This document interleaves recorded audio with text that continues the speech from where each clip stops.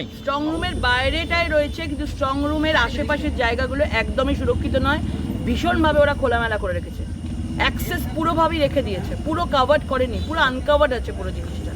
এই আনকাভার্ডগুলোকে কাভার্ড করতে হবে ইমিডিয়েটলি, আজকে রাতের মধ্যে কাভার্ড করতে হবে। যতক্ষণ না এইগুলো কাভার্ড করবে আমরা এখানে থাকবো, কারণ আমাদের কাছে শুনছি অনেক উল্টোপাল্টা লোক আশেপাশের ইঞ্জিনিয়ারিং কলেজ বলুন সকাল বিকেল এদিকে দিয়ে যাচ্ছে, শোনা যাচ্ছে। আমি অনেক খবর পেয়েছি এবং সেই জন্য আমি খবর পেয়েই কিন্তু আমি এখানে এসেছি। স্ট্রং রুমে জানলা করা আমি দেখেছি, প্রত্যেকদিন আসতে হবে আমাকে স্ট্রং রুমে। আমি আজকে বুঝে গেছি যে এখানে প্রতিদিন দেখতে হবে এদেরকে, কোনোভাবে এদেরকে লুজ ছাড়া যাবে না। কিন্তু আশেপাশে যে পুরো খুলে রেখেছে ওরা, আমার ঘরের মধ্যে স্ট্রং রুম আছে, কিন্তু স্ট্রং রুমে যাতায়াতের রাস্তাগুলো এতগুলো কেন? উনি বলছেন একটা এন্ট্রি আছে, আমি তো এদিক দিয়ে গিয়ে প্রায় কাছাকাছি এন্ট্রি নিয়ে ফেলেছিলাম। এগুলো তো বোঝাই যাচ্ছে যে এখানে পাহারা দেওয়া এবং কাউন্টিং অবধি এদের প্রচুর অনেক কিছু ষড়যন্ত্র, অনেক কিছু কনস্পিরেসি এদের রয়েছে এবং এরা অনেক কিছু প্ল্যানিং করেছে। চুচুড়ার আশেপাশে জায়গায় ব্লু ডায়মন্ড হোটেলে আইপ্যাকের অনেক লোকজন এখানে এসে রয়েছে। আমি ব্লু ডায়মন্ড হোটেলের মালিকের সাথেও আমি কথা বলবো, কারা কারা আছে তাদের ব্যাকগ্রাউন্ড চেক করানোর কথা আমি বলবো, যে কারা কারা এখানে এতদিন ধরে বসে আছে। এই বিষয়টি কি? পাঁচিল দেখুন, আমার হাইটের পাঁচিল, আমি এক্ষুনি যেতে পারবো।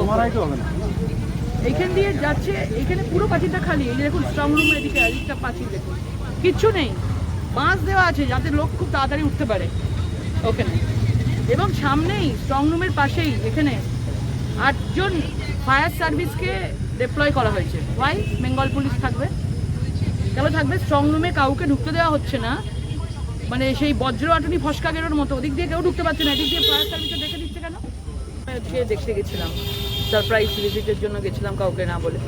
আমি গিয়ে দেখলাম এই দিকের বিল্ডিংয়ের যে কটা 5টা এসি রয়েছে স্ট্রং রুম, তার এই দিকের সাইডটা পুরো খালি, কোনো ফোর্স নেই, কোনো সিসিটিভি ক্যামেরা নেই।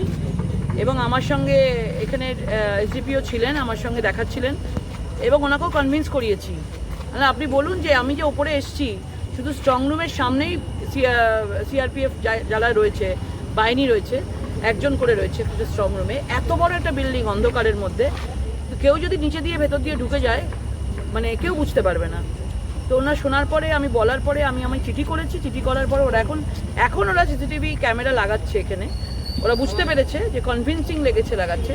কিন্তু আজকে আমার সন্দেহই হয়েছিল যে এই জায়গাটা এত খালি, এখানে কি আছে দেখবো।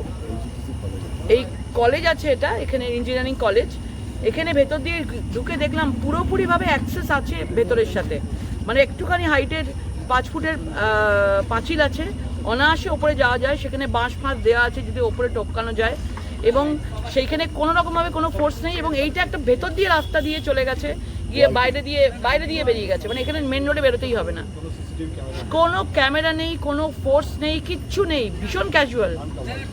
সেই জন্য আপনাদেরকে সকলকে বলবো, আমরা নিজেরা এসিপি এসছেন, আমি কথা বলবো, যদি এটা না ঠিক করে ওরা, তাহলে কিন্তু সারা রাত বলুন 4 তারিখ অবধি এখানেই আমরা বসে থাকবো। তাহলে